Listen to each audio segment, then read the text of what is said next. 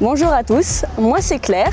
Vous êtes sans doute déjà demandé comment allier technologie et bien-être de l'environnement. En tout cas, moi oui. C'est pourquoi aujourd'hui, je vais à la rencontre de différents experts sur le Green Tech. Suivez-moi.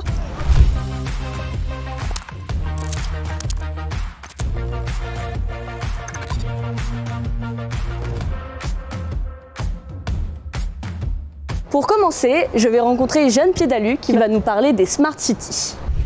Bonjour, comment ça va? Ça va bien et toi? Ça va super. Merci de me recevoir pour répondre à mes questions. Alors tout d'abord, est-ce que tu peux te présenter? Je m'appelle Jeanne Piédalu, je suis sociologue et je suis enseignant-chercheur ici à l'ISEN. Qu'est-ce qu'une Smart City en fait? La Smart City, c'est donc la ville intelligente. Ça veut dire que c'est un nouveau mode de gestion de l'urbanité.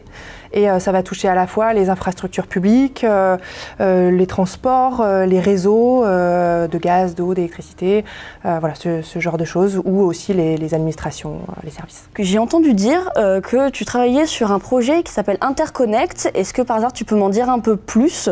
En quelques mots, Interconnect, c'est un projet européen avec plus de 50 partenaires, 10 pays européens impliqués.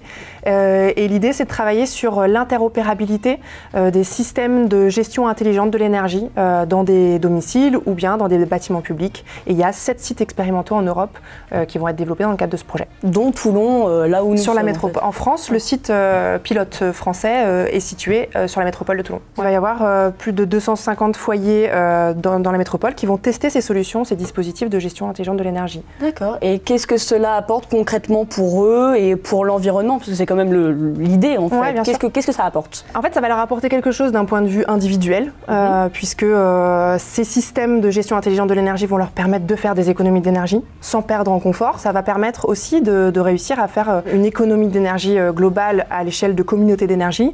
Et donc, ça va permettre aussi de réduire l'empreinte carbone d'une communauté sur la métropole de Toulon en particulier pour ce pilote français. En tout cas, merci d'avoir répondu à mes questions et de m'avoir reçu.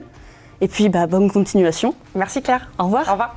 Et maintenant, direction systémique à Sifour. Virginie, pendant ce temps, tu peux m'en dire plus sur le Bachelor Green Tech? Alors, le Bachelor Green Tech, c'est une formation en 3 ans, professionnalisante, qui a pour objectif de former des concepteurs et des développeurs d'objets connectés pour le domaine du développement durable. Bonjour Guillaume. Salut Claire. Comment ça va? Ça va et toi? Super, merci. Alors, est-ce que tu peux te présenter? Je suis Guillaume Feltrin, étudiant en Master 2 en Big Data à l'ISEN Toulon et alternant chez Systemic, entreprise dans laquelle je travaille sur des logiciels de projection de l'environnement marin et de données météo. Et finalement, pourquoi avoir choisi de travailler dans ce domaine des traitements de données de l'environnement marin? L'environnement marin, c'est un environnement qui me passionne depuis des années. Et j'ai choisi un métier dans lequel je pouvais associer donc, les nouvelles technologies et études de l'environnement marin. Ah oui, en effet, donc un domaine assez passionnant, oui. Finalement. Ouais, énormément. Du coup, est-ce que tu peux m'expliquer un peu ta technologie, ta solution technologique, comment ça fonctionne? Alors, grosso modo, donc on a un ensemble de capteurs qui prennent des mesures, donc ça va être des satellites, des sondes marines, des capteurs embarqués sur des bateaux. Et ensuite, toutes ces données-là vont être regroupées. Nous, on va les recevoir, on va les traiter, et on va essayer d'en produire en fait une représentation à petite ou grande échelle de l'environnement marin à l'instant T et comment il sera dans le futur. Par rapport à tes utilisateurs, tes clients, qu'est-ce que cela leur apporte? Pour nos utilisateurs, ça leur permet en fait d'avoir des prévisions sur l'évolution de l'environnement marin. Donc par exemple, dans un aspect environnemental, tu vois par exemple sur une carte des courants, on va voir les différents courants porteurs et ça va permettre aux bateaux d'emprunter les bons itinéraires afin d'économiser du carburant, moins polluer, etc. En tout cas, merci d'avoir répondu à mes questions, Guillaume. Merci à toi d'être venu. Et puis, bonne continuation. Merci. Au revoir. Au revoir. Smart City, traitement de données dans l'environnement marin. Mais dis-moi, Virginie, quelles sont les principales thématiques de la formation Green Tech? Les thématiques sont nombreuses. Il y a déjà tout un socle technique donc pour apprendre à concevoir ces objets connectés et puis tout un socle sur le développement durable où les différents thèmes vont être abordés, que ce soit des thèmes sur la transition énergétique, l'environnement, la protection de la biodiversité, les smart cities et bien d'autres.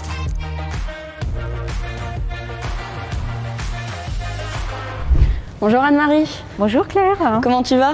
Très bien, et toi? Ça va, merci. Alors est-ce que tu peux te présenter? Alors je m'appelle Anne-Marie Pérez et je suis la directrice du pôle de compétitivité Cap Énergie qui est implanté à Aix-en-Provence et à Nice.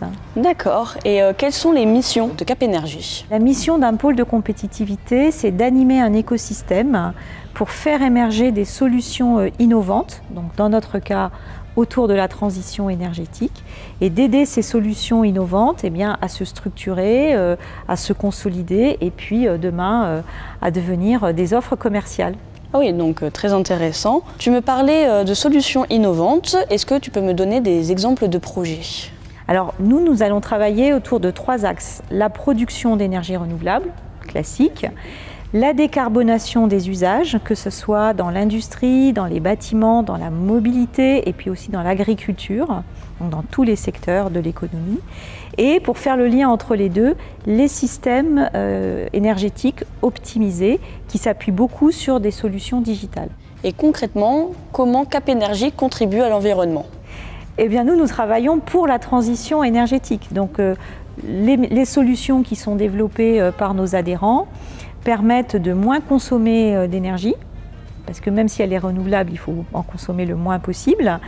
Consommer de l'énergie renouvelable, optimiser cette consommation pour consommer le moins possible par rapport à ses utilisations, et puis synchroniser le plus possible la production d'énergie renouvelable avec la consommation locale. Donc par exemple, dans le domaine de la mobilité, on va voir se développer des solutions où on va avoir une ombrière avec des panneaux photovoltaïques, la borne de recharge pour le véhicule électrique qui est alimentée par cette ombrière.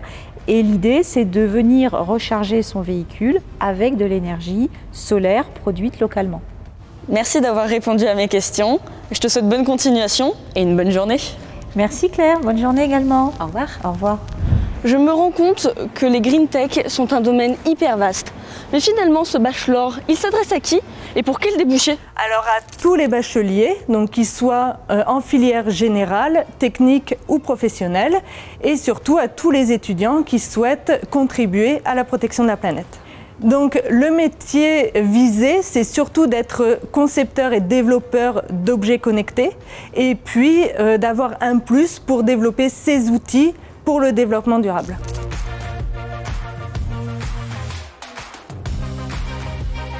Avant que j'aille à la rencontre d'un dernier expert, dis-moi Virginie, où et comment se passe la formation? Alors cette formation se déroule donc au sein de l'école d'ingénieurs sur le campus de Toulon. Elle est dispensée par des enseignants-chercheurs de l'école plus des professionnels. Et puis au cours de cette formation, on regroupe également plus de 20% de projets, de stages à faire en entreprise et à l'international.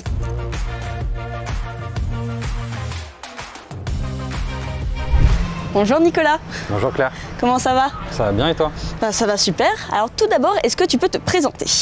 Oui, alors je suis Nicolas Cavalier, je suis l'un des 3 fondateurs de Telaqua. Est-ce que tu peux m'en dire un petit peu plus sur Telaqua? Telaqua, c'est une jeune start-up qui a 3 ans maintenant et qui est spécialisée dans l'optimisation de la consommation d'eau chez les agriculteurs. Et finalement, pourquoi avoir choisi de travailler dans le domaine de l'agritech et depuis combien de temps ce métier existe-t-il? Alors pourquoi l'agritech? Tout d'abord, il est parti d'un constat, c'est qu'il y avait une trop forte consommation d'eau dans l'agriculture. Donc on a voulu optimiser cette consommation, aider les agriculteurs dans ce sens. Depuis quand ça existe? Ça fait à peu près une petite dizaine d'années que vraiment le monde de l'agritech a commencé son essor et aujourd'hui c'est en plein boom et en pleine croissance. Je vois que tu as un objet, est-ce que tu peux m'en dire un petit peu plus sur comment ça fonctionne?